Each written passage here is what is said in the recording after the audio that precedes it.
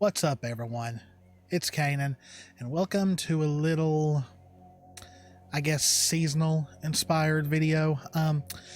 Doing things a little bit different. Originally, I was going to do a new episode of Blair Witch, but I didn't want to do two Let's Plays in a row like I did last time, so a little bit different.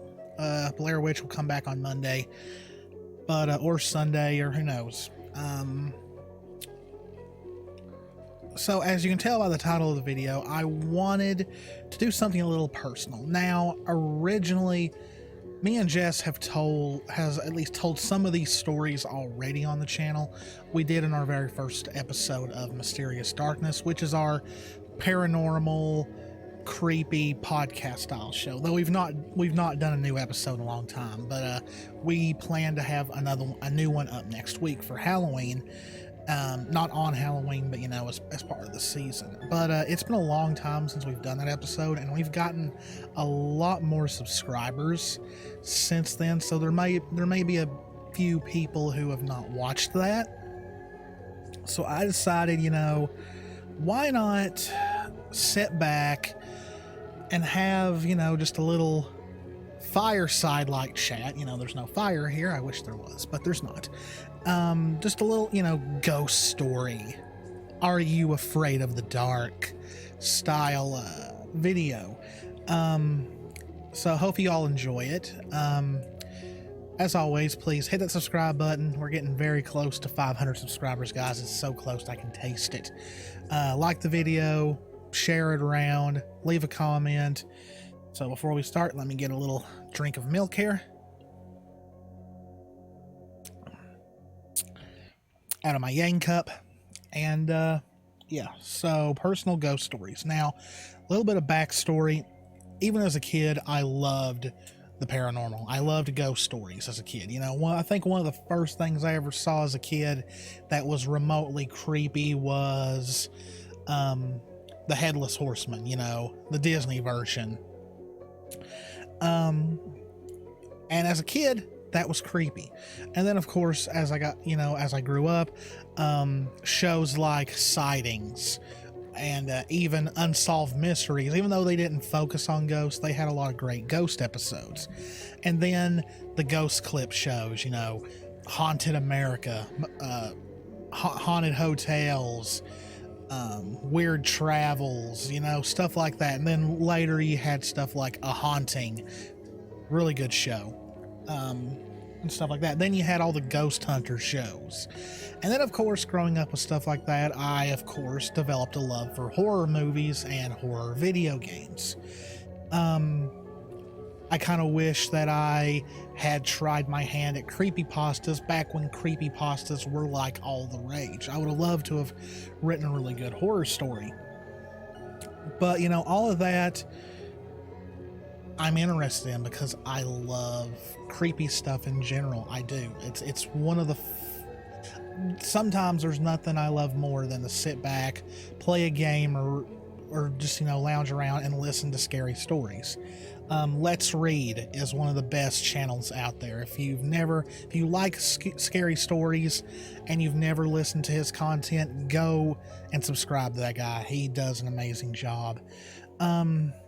So anyway, yes, I love horror stories, and I never thought that I'd be lucky enough to experience the paranormal. And of course, I've been to several locations that are reported to be haunted. When I was a kid, my school took a field trip to the Bijou Theater in Knoxville, and it's supposed to be one of the most haunted places in the state. And of course, as a kid, you want something to happen, so you would think you saw stuff or you thought you heard something, when really nothing happened. The creepiest thing that happened was in the little play that they put on for us that was based around the hauntings of the theater. Now, living in the house that I mostly grew up in during high school, when we first moved in, there was nothing as far as I experienced. Now, apparently, even before we moved in, stuff was going on. My dad was down here, was at the house. God, what am I thinking of? And he was working on the floor because there was a little bit of the floor that was kind of caving in. So he was underneath the house, and working on it. And he had a hammer, of course, and he laid the hammer on the floor while he was under the floor. So after whatever he got done doing, he reaches up to get the hammer. It's gone. He says that he came back up, the hammer was now on the bar. And apparently he came home that day and looked at my mom and said, "Well, I hope you're okay with moving into a haunted house." So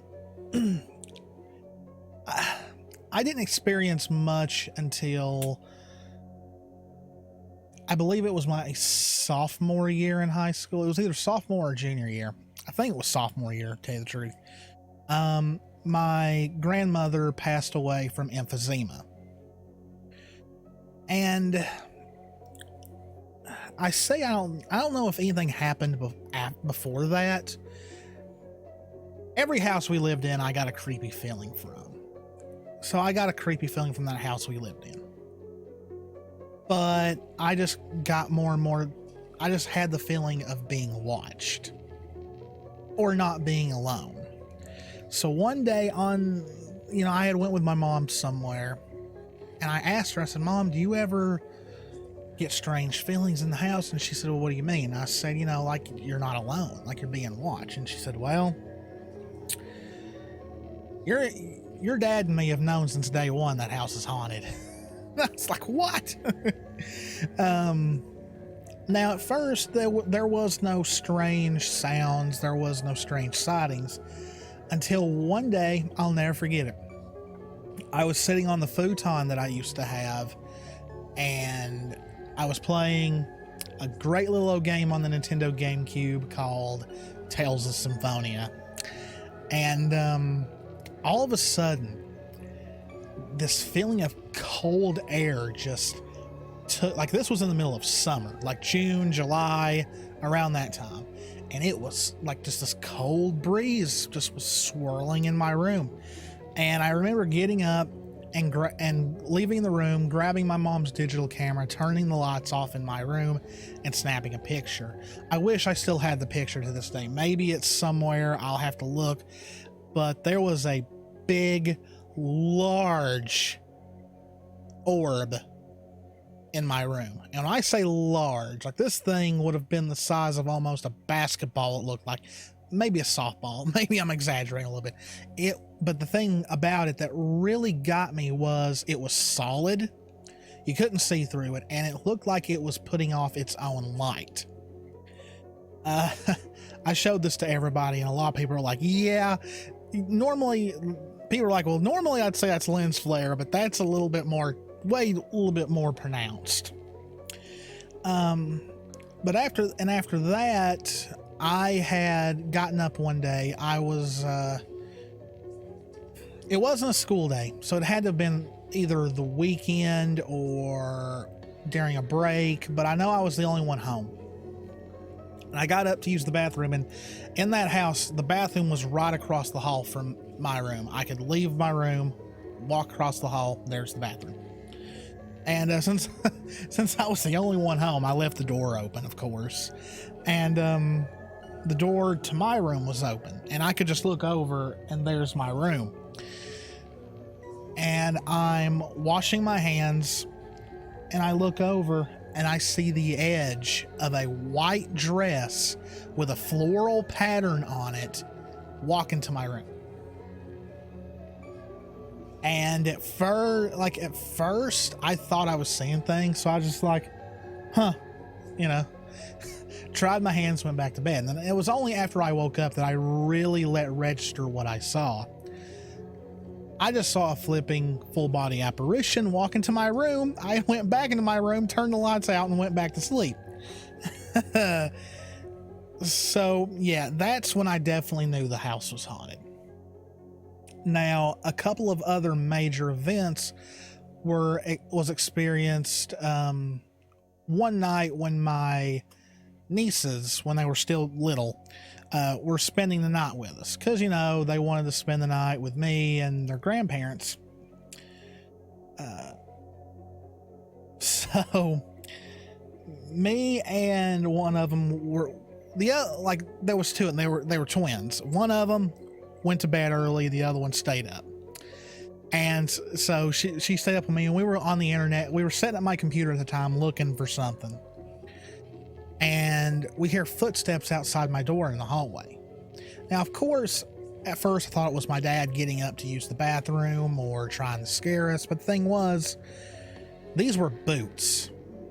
And they sounded like they were walking on wooden floor, when at that time in my parents' house, the floor in the hallway was carpeted. It's wood now, this day, because my mom had my brother put it in, but back then it was carpet. I was like, what the heck? And so this was back when we still had dial-up internet, and there was a phone cord plugged into my computer that went under my door, through the hallway, into where the computer room was, where phone plug-in was. And we watched that cord to see if it moved when somebody walked on it, or, you know, something like that. Nothing moved.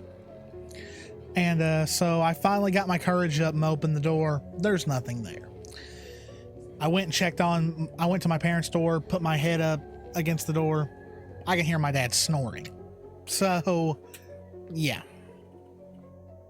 Another one was, I don't think it was that same night, but it was another night that they were spending the night, and I was laying in my bed there toward the foot of my bed where my futon was, and it was laid out and they were sleeping, and both of our dogs were in the room with us. One was sleeping in the futon with them, the other one was sleeping in the bed with me. And I'm the type who, when they first go to sleep, I lay there for a while. You know, just waiting, you know, thinking about stuff so, you know, you'll eventually go to sleep. And my ears were ringing really loud. And my ears, usually the only time my ears ring is when, you know, of course, you're going up a mountain or something. Like in Tennessee, to get like to Myrtle Beach, you've got to go through North and South Carolina. And at first, you've got to go over the mountain in North Carolina to get to South Carolina. And that's usually when my ears pop. But I was just laying in bed. My ears were popping. They were ringing like no other. And then all of a sudden, my bedroom door opens all by itself. And I remember setting up, going like this, you know, and I got up, I checked to see if my dad was a prankster. So I made sure he didn't get up, open my door, and, you know, but I would have heard him anyway. But no, he was snoring. And I remember getting in bed, and I said these words, and I'm not shitting you all. I said, "Mamaw, you kind of scared me there. Tone it down a little bit." My ears automatically stopped ringing. And also, I should have said at the beginning of the video, I'm not here to make a believer out of you. I'm not expecting everyone to believe me. I just want to tell these ghost stories for you guys in the spirit of Halloween. So then, after that event, I go completely ghost hunter mode. I'm, you know, I've already got a camcorder. I'm, you know, getting a hold of night vision cameras to set up and all that. And of course I get nothing. And a few times when I wasn't even home, stuff would happen. When me and my dad would go out on Saturday nights, you know, just to go, you know, father-son stuff. My mom would be home, she'd be on the computer, and she said that out of the corner of her eye, she would see a black shadow go back and forth between my room and the bathroom. I guess the ghost had to use the bathroom a lot. I don't know. But Mom had no reason to go into my room when I wasn't here, and so she would walk by, the door would be wide open. She'd close it, she'd come back, it'd be wide open. But there was one night where apparently there was someone knocking on the front door, or it sounded like someone was trying to bust through it. I don't know. My dad thought it was me. He gets up, checks, there's nothing there. Then another night I'm not there, I'm at my sister's. Something's running around, like, you know, it sounds like someone stomping through the house. My dad wakes up because he had to get up for work the next day, and he was like, I'm gonna get up and, you know, beat his ass, you know. And my mom's like, honey, he's not even home. So he got up, of course nothing was there. Now this one's pretty funny. My mom swears up and down one night she felt someone sit at the foot of their bed. My dad's asleep and she's awake, and she goes, honey, someone's sitting at the foot of our bed. And my dad goes, where? I don't see nobody. She goes, go back to sleep. So, like, yeah, that was my dad. A few things have happened after Dad passed away. My dad was a farmer through and through. Like, he loved working on the farm. We used to have a garden. We had cows. We had chickens at that house. And after he passed, me and Jess had went to the house just to see Mom.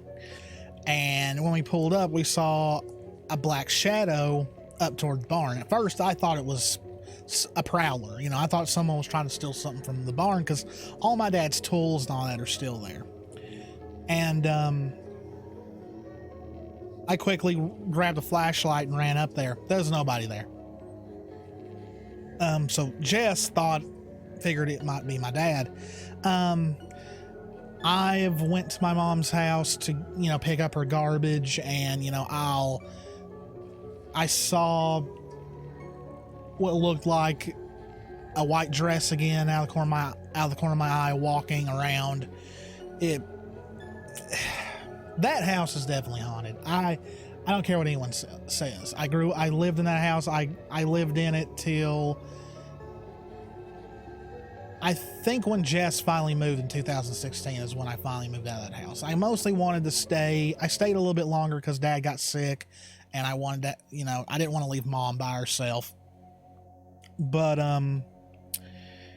then you have the thing that me and Jess went through. The first place that we were going to live in was a house that my sister owned, and it needed some work done to it. And but we already had moved Jess's stuff into the house. We were going to move my stuff later. And this is before we found the place that we live now with other, you know, we share it with other people. But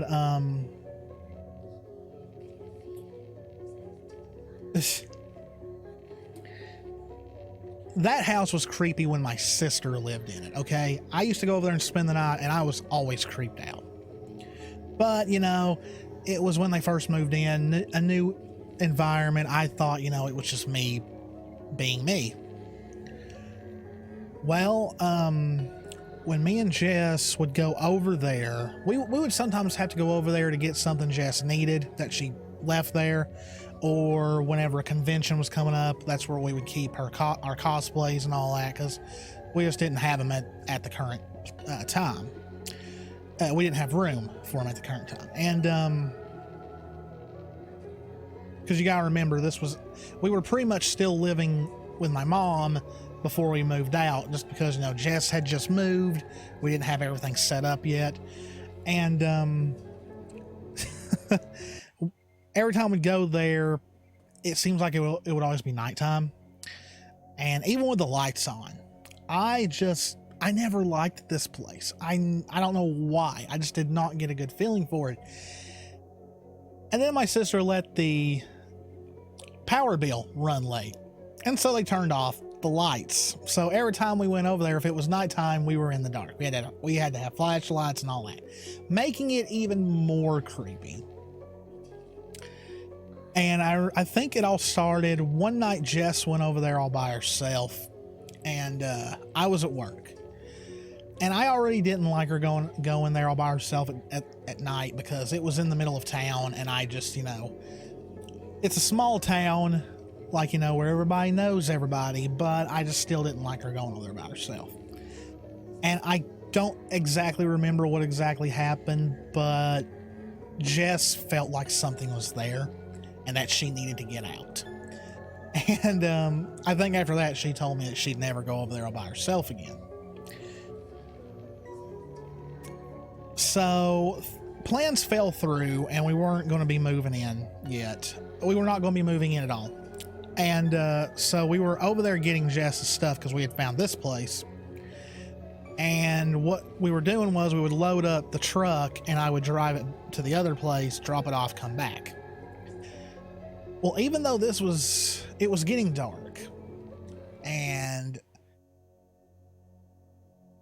Jess was in the living room because, you know, it was a front door, living room. Then there was a kind of a living area. Then right next to it was a couple of more bedrooms. And then the back was the kitchen. And the back was, in the further back was the bathroom and another bedroom. And she was standing in the living room and she saw like this black mass come out where the bathroom was.